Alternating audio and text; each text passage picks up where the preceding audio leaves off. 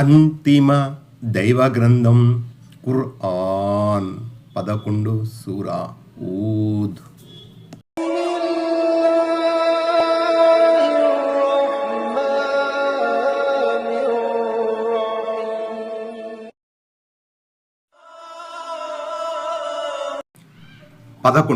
హూద్ సూరా. పరిచయం. ఇది మక్కా కాలంలో అవతరించిన సూరా. ఈ సూరా దివ్య ఖురాన్లోని 2 ముఖ్యమైన విషయాలను నొక్కి చెప్పింది. దివ్య ఖురాన్ నిర్దిష్టమైనదని, నిర్మాణాత్మకమైనదని, వివరణాత్మకమైనదని స్పష్టం చేసింది. దివ్య ఖురాన్ బోధనల వివరణ స్వయంగా దివ్య ఖురాన్ అందిస్తుందని కూడా ఈ సూరా విస్ఫుటం చేసింది. ప్రాచీన కాలానికి చెందిన ప్రవక్త హూద్ అలైహిస్సలాం పేరును ఈ సూరాకు పెట్టడం జరిగింది. ఈ సూరాలో ఆయనకు సంబంధించిన కథను తెలపడం జరిగింది. దక్షిణ అరేబియాలో ఆ కాలంలో నివసించిన ఆద్ జాతి వద్దకు ఆయన ప్రవక్తగా పంపబడ్డారు. ఈ సూరా ఏకదైవారాధన, తౌహీద్ గురించి నొక్కి చెబుతుంది. ప్రవక్త ముహమ్మద్ సల్లల్లాహు అలైహి వసల్లం గురించి వర్ణిస్తూ ప్రారంభమయ్యింది. ప్రవక్త ముహమ్మద్ సల్లల్లాహు అలైహి వసల్లం హెచ్చరిక చేసేవారని, శుభవార్త అందించేవారని ఈ సూరా వర్ణించింది. ఈ సూరాలో అనేక మంది ప్రాచీన కాలానికి చెందిన ప్రవక్తల ప్రస్తావనలు వచ్చాయి. ఈ ప్రవక్తలు అందరూ ఏకదైవారాధనను, మరణించిన వారు మళ్ళీ లేపబడతారని బోధించారు. ఈ బోధనలు ప్రవక్త ముహమ్మద్ సల్లల్లాహు అలైహి వసల్లం బోధనల వంటివే. మహాప్రవక్త ముహమ్మద్ సల్లల్లాహు అలైహి వసల్లం జీవితంలో అత్యంత క్లిష్టమైన దశలో ఈ సూరా అవతరించింది. అందువలనే ఈ సూరాలో గత కాలాలకు చెందిన ప్రవక్తల కథలను వివరించడం జరిగింది. ఈ సూరా అవతరించిన కాలంలో ముహమ్మద్ సల్లల్లాహు అలైహి వసల్లం సతీమణి హజరత్ ఖదీజా రజల్లాహు తఆలా అన్హా మరణించారు. ప్రవక్త పినతండ్రి అబూ తాలిబ్ కూడా మరణించారు.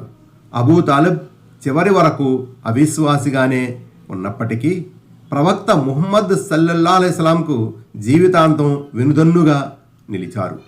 ఈ క్లిష్ట సమయంలో అవిశ్వాసుల అణచివేతలు, దౌర్జన్యాలు, బెదిరింపులు, అపహాస్యాలు అధికమయ్యాయి.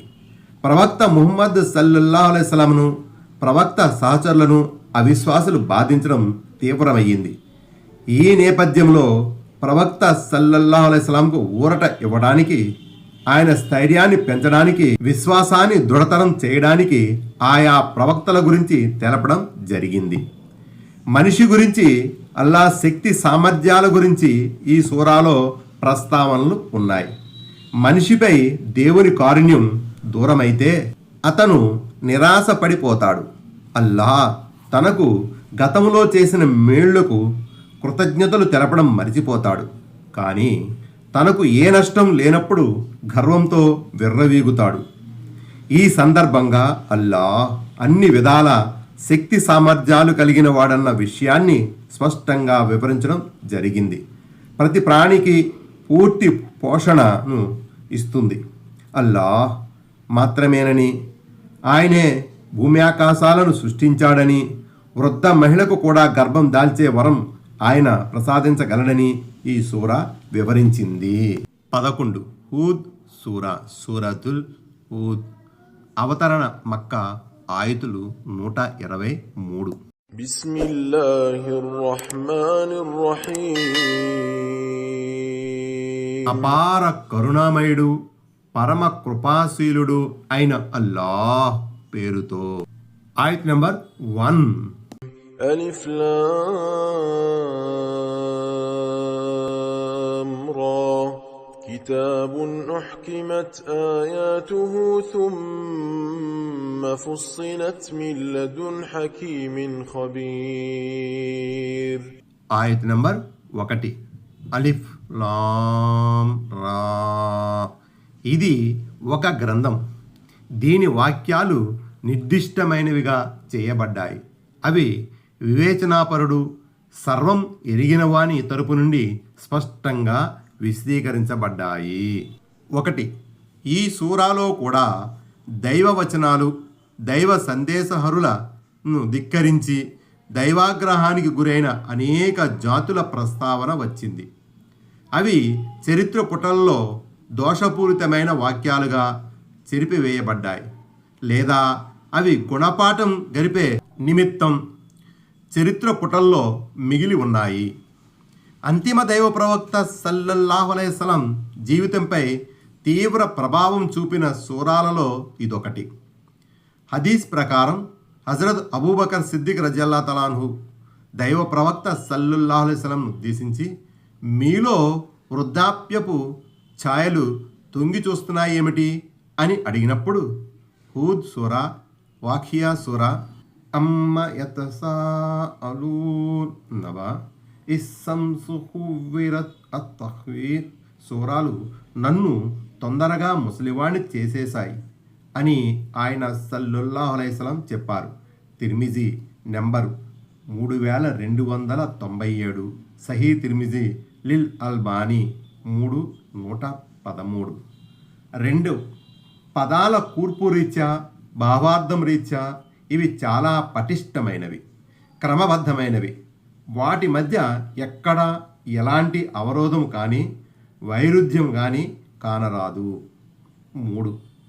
ఆయన వివేచనాపరుడు కనుక ఆయన అవతరింపజేసిన వాక్యాలలో కూడా విజ్ఞత, వివేచనలు తొణికీసలాడుతూ ఉన్నాయి. అందలి ప్రతి మాట, ప్రతి ఆదేశము యుక్తితో కూడుకున్నది, పరమార్థాలతో నిండినది. అదీగాక ఆయన అన్నీ తెలిసినవాడు. కర్మల పర్యవసానం, వ్యవహారాల అంతిమ పరిణామం ఏ విధంగా ఉంటుందో ఆయనకు బాగా తెలుసు. కాబట్టి ఆయన ఉపదేశాలను అవలంబించడం ద్వారానే మనిషి దుష్పరిణామం నుంచి తనను కాపాడుకోగలుగుతాడు. 4. ఇందలి ఆదేశాలు, శాసనాలు, జాతుల గాథలు, విశ్వాసాలు, సామాజిక నియమ నిబంధనలు, ప్రవర్తనా నియమావళి లాంటి అంశాలన్నీ క్షుణ్ణంగా విడమరిచి చెప్పబడ్డాయి. ఒక విషయాన్ని ఇంత స్పష్టంగా, సూటిగా, హృదయానికి అత్తుకునేలా ఖురాన్ తప్ప మరే గ్రంథము వివరించలేదు. ఆయత్ నెంబర్ 2. ألا تعبدوا إلا الله إنني لكم منه نذير وبشير. ఆయత్ నెంబర్ 2. అల్లాహును తప్ప వేరెవరిని ఆరాధించరాదు అని వాటిలో చెప్పబడింది. నేను ఆయన తరపున మిమ్మల్ని భయపెట్టేవాడిని, మీకు శుభవార్తను వినిపించేవాడిని. ఆయత్ నెంబర్ 3. وأن استغفروا ربكم ثم توبوا إليه يمتعكم متاعا حسنا إلى أجل مسمى ويؤت كل ذي فضل فضله وإن تولوا فإني أخاف عليكم عذاب يوم كبير. ఆయత్ నెంబర్ 3. ఇంకా మీరు మీ తప్పుల మన్నింపు కోసం మీ ప్రభువును వేడుకోండి, తరువాత పశ్చాత్తాపంతో ఆయన వైపుకే మరలండి. ఒక నిర్ధారిత కాలం వరకు ఆయన మీకు మంచి జీవన సామగ్రిని సమకూరుస్తాడు. ఎక్కువగా ఆచరణ చేసే ప్రతి ఒక్కరికి ఎక్కువ పుణ్యఫలం ప్రసాదిస్తాడు. ఒకవేళ మీరు గనక విముఖత ప్రదర్శించిన పక్షంలో ఒకానొక మహాదినాన మిమ్మల్ని చుట్టుముట్టే శిక్ష గురించి నేను భయపడుతున్నాను. 5. సాధారణంగా దివ్య ఖురాన్ ప్రాపంచిక సామగ్రిని మోసపుచ్చే సామగ్రిగా అభివర్ణిస్తూ ఉంటుంది. కానీ ఈ ఆయతులో జీవన సామగ్రిని మంచి సామగ్రిగా పేర్కొంది. దీన్ని బట్టి బోధపడేది ఏమిటంటే, పరలోకాన్ని విస్మరించి ప్రాపంచిక సుఖ సౌఖ్యాలే సర్వస్వం అని తలపోసే వారి పట్ల అది మోసపుచ్చే సామగ్రిగా పరిణమిస్తుంది. పరలోకములో వారు ఎటు పరాభవం పాలు కాక తప్పదు. అయితే పరలోక చింతన కలిగి ప్రపంచ జీవితంలో దేవుడు విధించిన పరిమితులకు లోబడి మసులుకునే వారి పాలిట ఆ సామగ్రి మంచి సామగ్రిగా ఉపయోగపడుతుంది. ఎందుకంటే వారు దైవానుగ్రహాలను దుర్వినియోగపరచలేదు. 6 మహాదినం యౌమిన్ కబీర్ అంటే ప్రళయదినమని అర్థము. ఆయత్ నంబర్ 4. إلى الله مرجعكم وهو على كل شيء قدير. ఆయత్ నంబర్ 4. మీరు మరలిపోవలసింది అల్లాహ్ వద్దకే, ఆయన అన్నింటిపై అధికారం కలవాడు. ఆయత్ నంబర్ 5. ألا إنهم يثنون صدورهم ليستخفوا منه ألا حين يستغشون ثيابهم يعلم ما يسرون وما يعلنون إنه عليم بذات الصدور. ఆయత్ నంబర్ 5. వారు తమ గోప్య విషయాలను అల్లాహ్ నుండి రహస్యంగా పెట్టడానికి తమ రొమ్ములను ముడుచుకుంటున్నారు. వినండి, వారు బట్టలతో తమను తాము కప్పుకున్నప్పుడు కూడా వారు దాచేది బయల్పరచేది అంతా ఆయన తెలుసుకుంటాడు. నిశ్చయముగా ఆయన గుండెల్లోని గుట్టును సైతం ఎరిగినవాడు. 7. ఈ వాక్యం ఏ నేపథ్యంలో అవతరించింది అన్న ప్రశ్నపై ఖురాన్ వ్యాఖ్యాతల మధ్య భిన్నాభిప్రాయాలున్నాయి. కనుక దీని భావార్థంపై కూడా భిన్నాభిప్రాయాలు వ్యక్తమయ్యాయి.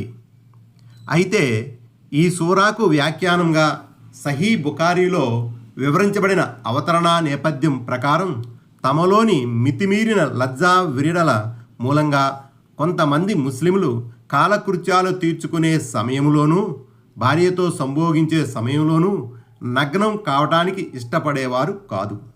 అనుక్షణం అల్లాహ్ తమను గమనిస్తున్నాడన్న భావనతో వారు ఆ సందర్భాల్లో తమ మర్మస్థానాన్ని మరుగుపరచడానికి మరీ జాగ్రత్తకు పోయి తమ రొమ్ములను ముడుచుకొని చాటుగా కూర్చునే ప్రయత్నం చేసేవారు. మలమూత్ర విసర్జన సమయంలో మరీ ఒదిగి కూర్చునేవారు. అలాగే రాత్రి చీకటిలో పడకలపై తమ భార్యలతో రతిక్రీడలో పాల్గొనే సమయంలో కూడా మరీ సిగ్గుతో కుచించుకుపోయేవారు. తమను తాము వస్త్రంలో చుట్టుకునేవారు. అయితే సర్వకాల సర్వ వ్యవస్థల్లో అల్లాహ్ వారిని గమనిస్తూ ఉన్నాడని, వారి గోప్య విషయాలు బహిరంగ విషయాలు అన్నీ ఆయనకు తెలుసునని ఈ వాక్యములో చెప్పబడింది. సిగ్గు వ్రీడ మనిషికి ఆవరణం వంటివే, కానీ ఈ విషయాల్లో మాత్రం మరీ అంత బిడియం పనికిరాదు. ఏ శక్తిమంతుని కోసం వారలా చేస్తున్నారో ఆయన అనుక్షణం వారిని గమనిస్తూనే ఉన్నాడు. మరలాంటప్పుడు వారు అంతగా ముడుచుకుని ప్రయోజనం ఏమిటి? కాబట్టి ఎప్పుడు ఎక్కడ ఎలా ప్రవర్తించాలో అలా ప్రవర్తిస్తే చాలు. ఆయత్ నంబర్ 6. من دابة في الأرض إلا على الله رزقها ويعلم مستقرها ومستودعها كل في كتاب مبين. ఆయత్ నంబర్ 6. భూమిలో సంచరించే ప్రాణులన్నిటికీ ఆహారాన్ని సమకూర్చే బాధ్యత అల్లాదే. అవి ఆగి ఉండే అప్పగించబడే స్థానాలు కూడా ఆయనకు తెలుసు. అవన్నీ స్పష్టమైన గ్రంథంలో నమోదై ఉన్నాయి. 8. నేలపై సంచరించే ప్రాణులు, వారు మానవులైనా జిన్నులైనా పక్షులైనా పశువులైనా భూభాగములో ఉండేవైనా నీటిలో ఉండేవైనా అన్నిటికీ ఆహారాన్ని ప్రసాదించేవాడు అల్లాయే. ఆయా ప్రాణులకు వాటి అవసరాలకు అనుగుణంగా ఆయన ఆహారం మొసగుతాడు. 9. ఆగి ఉండే స్థానం ముస్తఖర్రూన్, అప్పగించబడే స్థానం ముస్తౌదవూన్ గురించి పండితుల మధ్య అభిప్రాయ భేదం ఉంది. పగలల్లా నేలపై సంచరించి రాత్రి ఆగి ఉండే స్థానమే నివాస స్థానమని, శాశ్వతంగా స్థిరపడే స్థానమే అప్పగించబడే చోటని కొందరు అభిప్రాయపడ్డారు. కాగా మాతృగర్భం ఆగి ఉండే చోటని, తండ్రి వెన్ను ద్వారా వెలువడేది అప్పగించబడే స్థానమని మరికొందరు వ్యాఖ్యానించారు. ప్రపంచ జీవితంలో ప్రాణులు స్థిర నివాసం ఏర్పరచుకున్న స్థలాలు వాటి నివాస స్థానాలని, మరణాంతరం వారు ఖననం చేయబడే సమాధులు అప్పగింత స్థానాలని ఇంకొంతమంది సూత్రీకరించారు. తఫ్సిరే ఇబ్నే కసీర్. అయితే ఇమాం సౌకానీ ఇలా అంటున్నారు: మాతృగర్భం నివాస స్థానం, మరణాంతరం చేర్చబడే చోటు అప్పగించబడే స్థానం. ఇమాం హాకిం గారి ఉల్లేఖనం ఆధారంగా ఈ అభిప్రాయమే పరిగణలోకి తీసుకోదగ్గది. మొత్తానికి ఈ వాక్యాన్ని ఏ భావార్థంలో తీసుకున్నా ఒకటి మాత్రం సత్యం. అదేమంటే వీటన్నిటి జ్ఞానము అల్లాహకు ఉంది. అందుకే ఆయన అందరికీ ఉపాధి ఇస్తున్నాడు. అందరినీ పోషించే తన బాధ్యతను ఆయన అత్యుత్తముగా నిర్వర్తిస్తున్నాడు. ఆయత్ నంబర్ 7. وهو الذي خلق السماوات والأرض في 6 أيام وكان عرشه على الماء ليبلوكم أيكم أحسن عملا ولئن قلت إنكم مبعوثون من بعد الموت ليقولن الذين